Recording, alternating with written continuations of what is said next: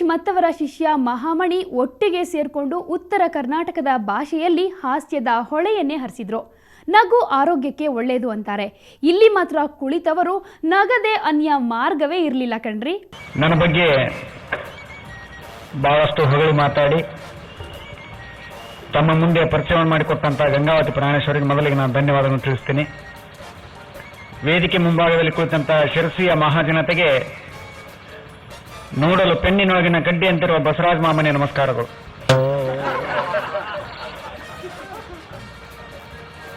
ಈ ಒಂದು ನಮಸ್ಕಾರವನ್ನು ಹೇಳಿದಾಗ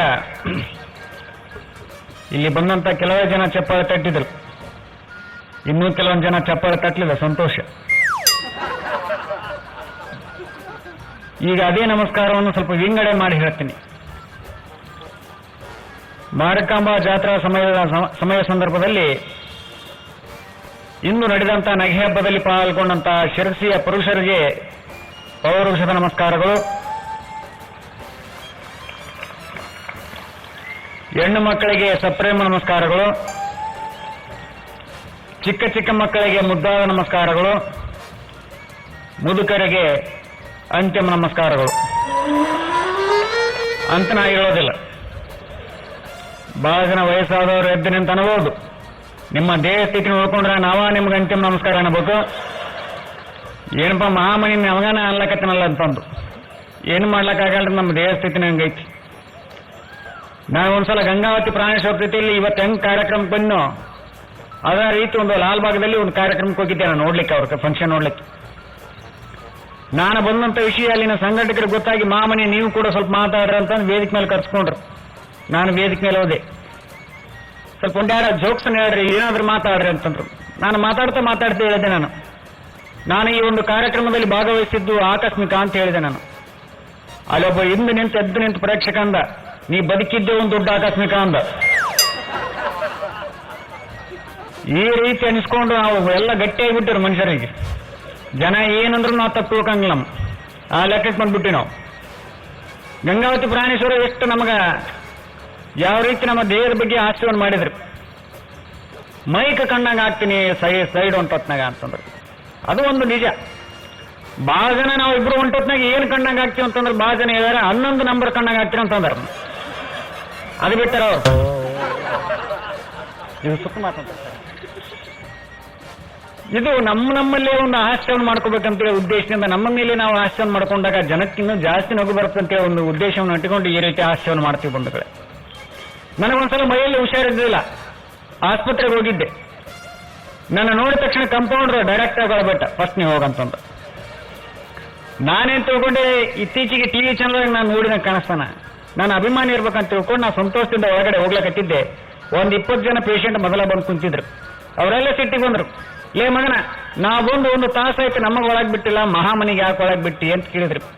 ಇಷ್ಟು ಅನ್ಕೂಡ್ಲೆ ಕಂಪೌಂಡರ್ ಅಂದ, ನೋಡಿದ್ರೆ ಗೊತ್ತಾಗ್ಲೇನು ಪೇಷಂಟ್ ಬಹಳ ಸೀರಿಯಸ್ ಆದ.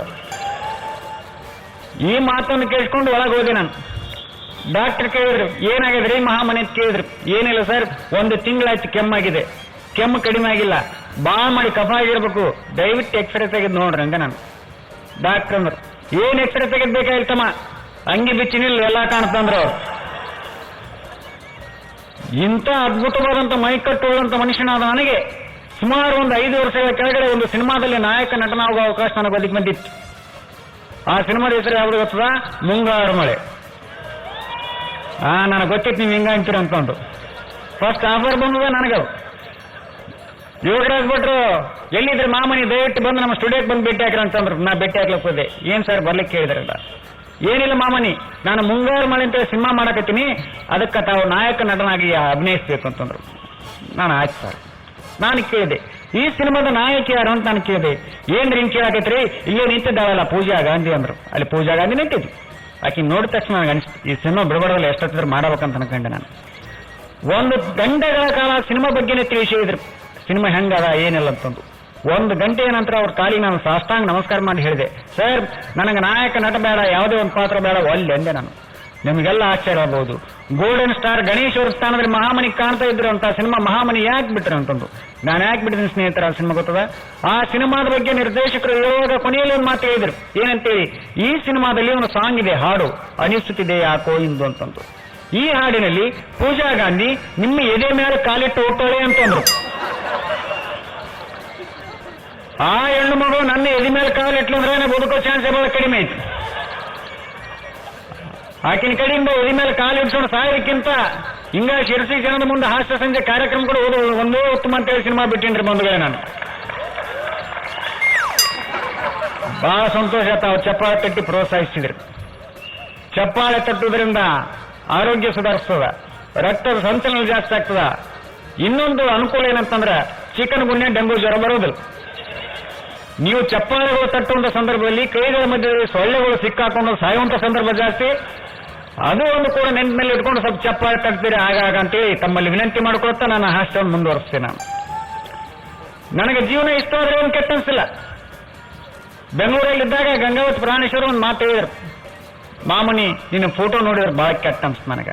ಯಾಕೆ ಸರ್? ಎಲ್ಲ ಕಡೆ ಇನ್ವಿಟೇಷನ್ ನೋಡ್ತೀನಲ್ಲ, ಮಾಮನಿ ಚೆನ್ನಾಗಿ ಬಂದಿಲ್ಲ ಫೋಟೋ ಅಂತೇಳಿ ಕೆಟ್ಟ ಅನ್ಸದ. ಅದಕ್ಕೆ ಏನ್ ಮಾಡ್ಬೇಕು ಸರ್? ನಾನು ಒಂದು ಒಳ್ಳೆ ಫೋಟೋ ಸ್ಟುಡಿಯೋ ತೋರಿಸ್ತೀನಿ ಬೆಂಗಳೂರಲ್ಲಿ, ಮೆಜೆಸ್ಟಿಕ್ನಾಗ ಅವ, ಅಲ್ಲಿ ಹೋಗಿ ಫೋಟೋ ತೆಗೆಸ್ಕೋ ಒಳ್ಳೇದಾಗ್ತಂದ್ರೆ. ಆಯ್ತು ಕೊಡಿ ಸರ್ ಅಂತ ಇಸ್ಕೊಂಡು ಆ ಫೋಟೋ ಸ್ಟುಡಿಯೋ ಕೊಡಿ. ಅಲ್ಲಿ ಫೋಟೋ ತೆಗೆಯುವಂತ ವ್ಯಕ್ತಿ ಸುಮ್ಮನೆ ಫೋಟೋ ತೆಗಿಲಿಲ್ಲ. ನಾನು ನೋಡಿ ಏನ್ ಅನ್ಬೇಕು, ಮಾಮನಿಯವರೇ ನೀವ್ ಯಾಕೆ ಮಾಡ್ಲಿಂಗ್ ಮಾಡ್ಬಾರ್ದು ಅಂದ. ನನ್ಗೆ ದಿಕ್ಕ ತಪ್ಪದಂಗೆ ಐತ್ರಿ. ಅಲ್ರಿ ನಾನು ದೇಹ ಸ್ಥಿತಿ ನೋಡಿಂದೆ, ನಿಮ್ಮ ದೇಹ ಸ್ಥಿತಿ ನೋಡಿ ಮಾತಾಡಕತ್ತೀನಿ, ನೀವ್ ಯಾಕೆ ಮಾಡೆಲಿಂಗ್ ಕ್ಷೇತ್ರಕ್ಕೆ ಬರಬಾರ್ದು ಅಂದ. ನಾನು ಕೇಳಿದೆ, ಅದರಿಂದ ಏನಿದೆ ಲಾಭ ಅಂತ ನಾನು ಕೇಳಿದೆ. ಏನ್ರಿ ನೀವು ಕೇಳಿದ್ರಿ? ನೀವು ಮಾಡೆಲಿಂಗ್ ಮಾಡೋದ್ರಿಂದ ನಿಮ್ಗೆ ಅಡ್ವರ್ಟೈಸ್ಮೆಂಟ್ಗಳು ಸಿಗ್ತಾವ, ಅದರಿಂದ ನೀವು ಲಕ್ಷಾಧೀಶ ಆಗ್ಬೋದು, ಕೋಟ್ಯಾಧೀಶ ಆಗ್ಬೋದು ಅಂತ ನಾನು ಕೇಳಿದೆ. ನನಗೆ ಅಡ್ವರ್ಟೈಸ್ಮೆಂಟ್ ಯಾರು ಕೊಡ್ತಾರೆ ಇಂದ ನಾನು? ನೀವು ಅಂದ್ರೆ ಒಂದು ತಿಂಗಳದಾಗ ನಾನು ಕೊಡಿಸ್ತೀನಿ. ಒಂದು ತಿಂಗಳದಾಗ ಬಂದು ನೋಡ್ರಿ ಬೆಂಗಳೂರಿಗೆ ಎಲ್ಲಾ ಕಡೆ ನಿಮ್ದ ಫೋಟೋ ಅಂದ. ಆತನ ಮಾತು ಕೇಳಿ ಬಂಧುಗಳೇ ಒಂದು ಫೋಟೋ ಕೊಟ್ಟೆ. ನೆಕ್ಸ್ಟ್ ಕಾರ್ಯಕ್ರಮ ಕೊಡ್ಲಿಕ್ಕೆ ನಾ ಬೆಂಗಳೂರು ಹೋಗಿನ್ರಿ. ಬಸ್ ಇಳಿದ ತಕ್ಷಣ ನೋಡ್ತೀನಿ ಬಸ್ ಸ್ಟ್ಯಾಂಡ್ ಕಂಪೌಂಡಿಗೆ ನನ್ನ ಫೋಟೋ. ಖುಷಿ ಆಯ್ತು ನನಗೆ. ಎಲ್ಲಿ ಗುಲ್ಬರ್ಗ ಯಾದಗಿರಿ ಜಿಲ್ಲೆ ಒಬ್ಬ ಸಾಮಾನ್ಯವಾದ ಯುವಕನ ಫೋಟೋ ಬೆಂಗಳೂರು ಅಂತ ಮಹಾನಗರದಲ್ಲಿ ಬಂತು ಅಂತ ಒಂದು ಖುಷಿ ನನಗೆ. 1 ಗಂಟೆಗಳ ಕಾಲ ನಾನು ಫೋಟೋ ಎಲ್ಲೆಲ್ಲಿ ಹಚ್ಚಿದ್ದಾರೆ ಅಂತ ನೋಡ್ಕೊಂತ ಹೋದೆ. 1 ಗಂಟೆ ನಂತರ ನಾನು ಮಾಡಿದಂತ ಒಂದೇ ಒಂದು ತಪ್ಪಂದ್ರೆ ನನ್ನ ಫೋಟೋ ಯಾವ ಅಡ್ವರ್ಟೈಸ್ಮೆಂಟ್ಗೆ ಯೂಸ್ ಮಾಡ್ತಾರೆ ಅಂತೇಳಿ ಸ್ವಲ್ಪ ಹೋಗಿ ನೋಡಿದೆ. ಯಾವ ಅಡ್ವರ್ಟೈಸ್ಮೆಂಟ್ಗೆ ಯೂಸ್ ಮಾಡ್ತಾರೆ ಗೊತ್ತ್ರಿ? ಧೂಮಪಾನ ಆರೋಗ್ಯಕ್ಕೆ ಹಾನಿಕರ, ಬೀಡಿ ಮತ್ತು ಸಿಗರೇಟ್ ಸೇದ್ರೆ ಸಾಯುವಾಗ ಹಿಂಗಾಗ್ತಾನೆ ತೋರ್ಸಕ್ಕೆ ನನ್ನ ಫೋಟೋ ಯೂಸ್ ಮಾಡಿ. ಎಂತ ಜನ ಸ್ವಾಮಿ, ಪಾಪ ಪಾಪ ಪಾಪ. ಬೆಂಗಳೂರಲ್ಲಿ ಕೆಲವೊಂದು ಅನಾಹುತಗಳು ನಾನು ಅನುಭವಿಸಿನ್ರಿ. ನಾನು ಬೆಂಗಳೂರು ಹೋದಾಗ ಒಬ್ರು ಕನ್ನಡ ಸಂಘದವ್ರು ಕಾಂಟ್ಯಾಕ್ಟ್ ಮಾಡಿದ್ರು, ಮಾಮನಿ ನಮ್ಮ ಕನ್ನಡ ಸಂಘಕ್ಕೆ ಒಂದು ಹಾಸ್ಯ ಸಂಜೆ ನಡೆಸಿಕೊಡ್ಬೇಕಂತಂದ್ರೆ. ಬಹಳ ಸಂತೋಷ ಸರ್, ಬರ್ತೀನಿ ಅಂತಂತೆ. ನಿಮ್ಮ ಪೇಮೆಂಟ್ ಎಷ್ಟಂತ ಕೇಳಿದ್ರೆ ಎಷ್ಟು ತೊಂದ್ರೆ ಸಂಭಾವನೆ 2 ಸರ್, ಅದು ಬಿಡ್ರಿ. ನನ್ನ ಜೊತೆ ಇನ್ನೊಬ್ಬ ಕಲಾವಿದ್ರು ಯಾರು ಬರ್ಲಕತ್ತಾರೆ ಹೇಳ್ರಿ ಅಂತೇನೆ. ನಿಮ್ಮ ಜೊತೆ ಇನ್ನೊಬ್ಬ ಕಲಾವಿದ್ರು ಗಂಗಾವತಿ ಪ್ರಾಣೇಶ್ವರ್ ಬರ್ತಾ ಇದ್ದಾರೆ. ಇಷ್ಟು ಅನ್ಕೊಡ್ಲಿ ನಾನಂತೆ. ಗಂಗಾವತಿ ಪ್ರಾಣೇಶ್ ಬೇರೆ ಇರುವಲ್ರಿ, ಅವ್ರ ಮನೆ ಗುರುಗಳು, ಅವರು ಎಷ್ಟು ತಗೊಂತಾರೆ ಸಂಭಾವನೆ ಅದಕ್ಕಿಂತ ಒಂದು 100 ರೂಪಾಯಿ ಕಡಿಮೆ ಕೊಡಂದೆ ನಾನು. ಇಷ್ಟು ಅನುಕೂಲ ನಾನು ಬುಕ್ ಮಾಡಕ್ ಬಂದಂತ ವ್ಯಕ್ತಿ ನನ್ನ ಮುಂದೆ ಡ್ಯಾನ್ಸ್ ಮಾಡಕ್ ಸ್ಟಾರ್ಟ್ ಮಾಡಿದ. ಯಾಕೆ ಸರ್ ಡ್ಯಾನ್ಸ್ ಮಾಡ್ತಾ ಇದ್ರೆ ಹಿಂದೆ ನಾನು ಏನಿಲ್ರಿ ಮಾಮನಿ, ಗಂಗಾವತಿ ಪ್ರಾಣೇಶ್ವರ್ ತಗೋದ್ರೆ 100 ರೂಪಾಯಿ ಅಂದತ್ತು. ಅಂದ್ರೆ ಅತಲಕ್ಕೆ ನೋಡಿ ಪುಕ್ಸಟ ಬಂದ ಮೂಲಕ ಖುಷಿ ಆಗ್ಬಿಡ್ತಿರತ್ತೆ. ಎಂತೆಂತ ಮಾತ್ರ ಬಾಬಾ ಬಾಬಾ, ಬಹಳ ಖುಷಿ ಅನಿಸ್ತದೆ ಬಂಧುಗಳೇ. ಇಷ್ಟು ಚೆನ್ನಾಗಿ ನಕ್ಕು ಪ್ರೋತ್ಸಾಹ ಕೊಡ್ತಾ ಇದ್ರಿ, ಬಹಳ ಸಂತೋಷ. ಒಬ್ಬ ಮನುಷ್ಯ 1 ಗಂಟೆ ಚೆನ್ನಾಗಿರ್ಬೇಕಂತಂದ್ರೆ ಒಂದು ಜಂಪ್ ನಿದ್ದೆ ಮಾಡ್ಬೇಕಂತ. ಇಲ್ಲಿ ಅಲ್ರಿ ಮತ್ತೆ ಮನೆಗೆ ಹೋಗಿ 1 ದಿವಸ ಚೆನ್ನಾಗಿರ್ಬೇಕಂತಂದ್ರೆ ಎಲ್ಲಿಗಾದ್ರೂ ಪಿಕ್ನಿಕ್ ಹೋಗ್ಬೇಕಂತ 1 ದಿವಸ ಬಹಳ ಚಂದ ಅನಿಸ್ತಂದೆ, ಜಾತ್ರೆ ಆ ಕಡೆ ಈ ಕಡೆ. 1 ತಿಂಗಳು ಚೆನ್ನಾಗಿರ್ಬೇಕಂತಂದ್ರೆ ಮದುವೆ ಆಗ್ಬೇಕಂತ 1 ತಿಂಗಳು ಅಷ್ಟೇ, ಆಮೇಲೆ ಇಲ್ಲ. 1 ವರ್ಷ ಚೆನ್ನಾಗಿರ್ಬೇಕಂತಂದ್ರೆ ಟಾಟಾ ಬೆಲೆ ನಂಗೆ ದುಡ್ಡು ಗಳಿಸ್ಬೇಕಂತ 1 ವರ್ಷ ಬಹಳ ಚಂದ ಅನಿಸ್ತಂತ. ಇಡೀ ಜೀವನ ಚೆನ್ನಾಗಿರ್ಬೇಕಂತಂದ್ರೆ ಬಂಧುಗಳೇ ನಮ್ಮ ಜೀವನದಲ್ಲಿ ನಾವು ಹಾಸ್ಯ ಪ್ರಜ್ಞೆ ಬೆಳೆಸ್ಕೋಬೇಕು. ನಮ್ಮ ಜೀವನದಲ್ಲಿ ನಾವು ಹಾಸ್ಯ ಪ್ರಜ್ಞೆ ಬೆಳೆಸ್ಕೊಂಡಾಗ ನಮ್ಮ ಇಡೀ ಜೀವನ ಸುಂದರವಾಗಿರ್ಲಿಕ್ಕೆ ಸಾಧ್ಯ ಬಂಧುಗಳು. ಚಪ್ಪಾಳೆ ತಟ್ಟಬೇಕು. ಇಲ್ಲಿ ಶಿರ್ಸಿಯ ಜನ ಹಿಂಗ ನಕ್ಕೊಂತೀರಿ. ನಮ್ಮ ಕಾಗೇರಿ ಸಾಹೇಬರು ಕೂಡ ಬಹಳ ಚೆನ್ನಾಗಿ ನಗ್ಲಾಕಿರ್ತಾರೆ. ಈ ನಗು ಹಿಂಗ ಕಂಟಿನ್ಯೂ ಮಾಡ್ರಿ, ಮುಂದೊಂದು ದಿವಸ ಹೇಳಕ್ಕಾಗಿಲ್ಲ ಈ ರಾಜ್ಯದ ಮುಖ್ಯಮಂತ್ರಿ ಸದಾನಂದ ಗೌಡರಾದಂಗೆ ನೀವು ಆಗ್ಬಹುದು.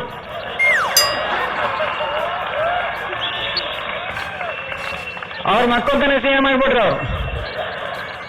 ಆದ್ರೆ ನಮ್ಮ ಸದಾನಂದ ಗೌಡರು ಬಹಳ ನಗುಮುಖದ ಸಿಎಂ ರೀ. ಇಡೀ ನಮ್ಮ ದೇಶದಲ್ಲಿ ನಗುಮುಖದ ಸಿಎಂ ಅಂದ್ರೆ ನಮ್ಮ ಸದಾನಂದ ಗೌಡರು ಅಂತ ಹೆಮ್ಮೆಯಲ್ಲಿ ಹೋಗ್ಬೋದ್ರಿ, ಅಷ್ಟು ಚೆನ್ನಾಗಿ ನಗ್ತಾರೆ. ಆದ್ರೆ ಒಂದೇ ಒಂದು ಫಾಲ್ಟ್ ಏನಾಯ್ತಂದ್ರೆ ಅವ್ರದ್ರಾಗ ಸದಾನಂದ ಗೌಡ್ರು ಯಾರೋ ಸತ್ತು ಮನೆಗೆ ಕಳಿಸ್ಬಾರ್ದು ಅಷ್ಟ. ಯಾರಾದ್ರೂ ಸತ್ತು ಮನೆಗೆ ಸದಾನಂದ ಗೌಡ್ರು ಹೋದ್ರೆ ಏನ್ ಅನ್ಬೋದು? ಈಗ ಸತ್ರ ಬಹಳ ಸಂತೋಷ ಅಂತಾರ. ಯಾರಾದ್ರೂ ಸತ್ರ ಸದಾನಂದ ಗೌಡ್ರ ಮನೆಗೆ ಕಳಿಸ್ಬಾರ್ದು, ಸತ್ತ ಮನೆಗೆ ಸದಾನಂದ ಗೌಡ್ರ ಕಳಿಸ್ಬಾರ್ದು, ನಮ್ಮ ನಗೆ ಬೇಕು ನಮ್ಮ ದೇವಗೌಡ ಕಳಿಸ್ಬಾರ್ದು. ಅವ್ರ ಒಟ್ಟು ನಗಂಗೆ ಪುಣ್ಯಾತ್ಮರು. ಅಚಾನಕ್ ಆಗಿ ನಟ್ ಯಾರ ಮೇಲೆ ಅದ್ರ ಕೈ ಹಾಕಿದ್ರೆ ಅಂತ ತಿಳ್ಕೊಳ್ರಿ, ಆ ವಿಕೆಟ್ ಬಿತ್ತಂತ ತಿಳ್ಕೊಬೇಕು ನಾವು. ಅದು ಕೆಲವೊಬ್ರು ನಾವು ಹಂಗಿರ್ತದೆ. ಅದು ಈ ರಾಜಕೀಯದ ಜನ ಕೆಲವೊಬ್ಬರಿಗೆ ಮಾತಿನ ಶೈಲಿ ಹಿಡಿದಿರ್ತಾರೆ. ನಮ್ಮ ಕಾಗಿರವರಾಗಿರ್ಬೋದು, ಅನಂತಕುಮಾರ್ ಆಗಿರ್ಬೋದು, ಬಹಳ ಚೆನ್ನಾಗಿ ಸಂಘ ಪರಿವಾರದ ಜೊತೆಗೆ ಏನು ಗುರುತಿಸ್ಕೊಂಡಿರ್ತಾರೋ ಭಾಷಣ ಬಹಳ ಚಂದ ಅನಿಸ್ತು. ಇನ್ನು ಕೆಲವೊಂದು ಜನಕ್ಕೆ ಎಲ್ಲಿ ಏನು ಮಾತಾಡೋದು ಗೊತ್ತಲ್ರಿ. ಒಬ್ಬ ರಾಜಕೀಯ ಮನುಷ್ಯ ಒಂದು ಸಂಘದ ಉದ್ಘಾಟನೆ ಮಾಡಿದ್ದ. ಯಾವುದು ಸಂಘ ಅಂದ್ರೆ ವಿಧಿವೇರ ಸಂಘ. ಗಂಡನನ್ನು ಕಳೆದುಕೊಂಡಂತ ಹೆಣ್ಮಕ್ಳು ಏನೋ ಒಂದು ಸಂಘ ಸ್ಥಾಪನೆ ಮಾಡಿದ್ರು, ಆ ಮನುಷ್ಯನ ಕಡೆಯಿಂದ ಉದ್ಘಾಟನೆ ಮಾಡಿ ಮಾತಾಡ್ಸಕತ್ತಿದ್ರು. ಅವ ಏನ್ ಮಾತಾಡ್ಬೇಕ್ರಿ ಹೆಣ್ಮಕ್ಳ ಉದ್ದೇಶ? ನೀವು ಇಷ್ಟು ಕಡಿಮೆ ಸಂಖ್ಯೆಯಲ್ಲಿ ಸೇರಿ ನೋಡಿ ನಾನು ಬಹಳ ದುಃಖ ಅನಿಸ್ತದೆ. ನಿಮ್ಮ ಸಂಖ್ಯೆ ದಿನದಿಂದ ಜಾಸ್ತಿ ಆಯ್ತು ನೋಡ್ಬೇಕು. ಇವತ್ತ ನಾನು ಹೇಳ್ತಿಗೆ ಹೇಳ್ತೀನಿ ಸಂಘದ ಸದಸ್ಯ ಆಗಂತಂದು. ಪ್ರಾಣೇಶ್ ತಮಾಷೆ ಕಾರ್ಯಕ್ರಮ ಮುಂದುವರಿಯುತ್ತೆ ಒಂದು ಸಣ್ಣ ಬ್ರೇಕ್ನ ನಂತರ.